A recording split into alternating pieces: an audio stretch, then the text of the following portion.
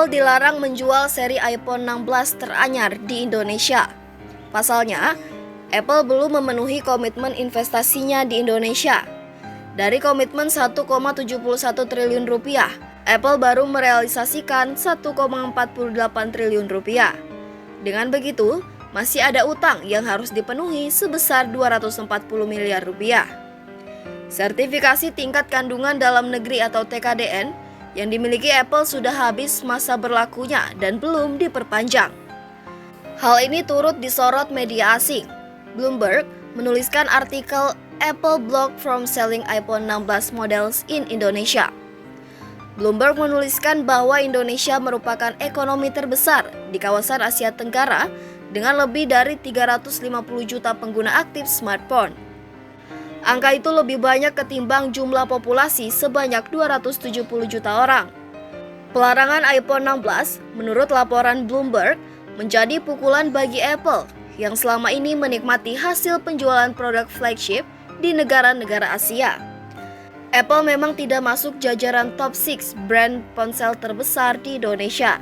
Namun, Bloomberg menuliskan potensi Indonesia sangat besar dengan pesatnya peningkatan populasi anak muda yang melek teknologi.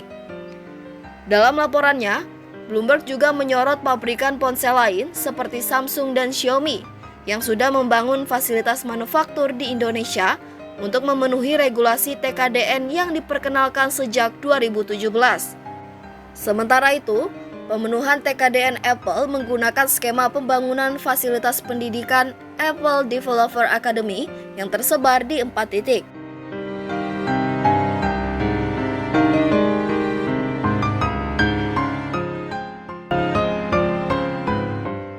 Meski upaya itu sukses dalam beberapa hal, namun Bloomberg menyorot ada konsekuensi yang terjadi di tanah air. Misalnya, kelangkaan beberapa barang seperti laptop dan ban mobil. Kendati demikian, pelarangan ekspor biji nikel terbukti menggenjot pengembangan sektor baterai dalam negeri.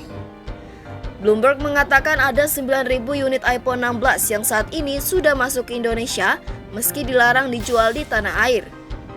Ribuan unit itu dibawa oleh penumpang atau kru layanan transportasi yang datang dari luar negeri. Ada juga skema pengiriman dari luar negeri menurut keterangan Kementerian Perindustrian atau Kemenperin.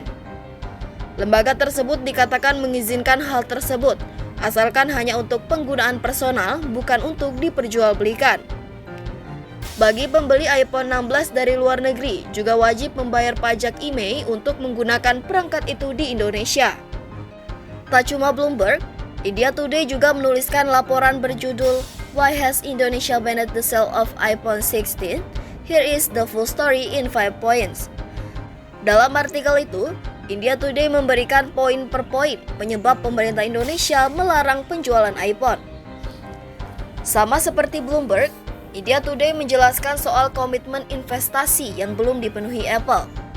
Hal ini kemudian membuat perpanjangan sertifikasi TKDN Apple terhambat.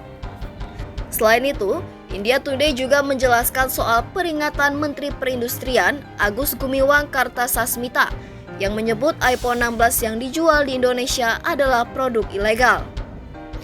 Menperin Agus meminta masyarakat untuk melaporkan ke pemerintah jika mendapati ada pihak yang menjual iPhone 16. Selain itu, India Today juga menuliskan isu soal pelarangan iPhone 16 muncul pasca kunjungan CEO Apple Tim Cook ke Indonesia beberapa saat lalu. Cook kala itu berkesempatan bertemu dengan mantan Presiden Joko Widodo. Apple menjanjikan penambahan Apple Developer Academy di Bali.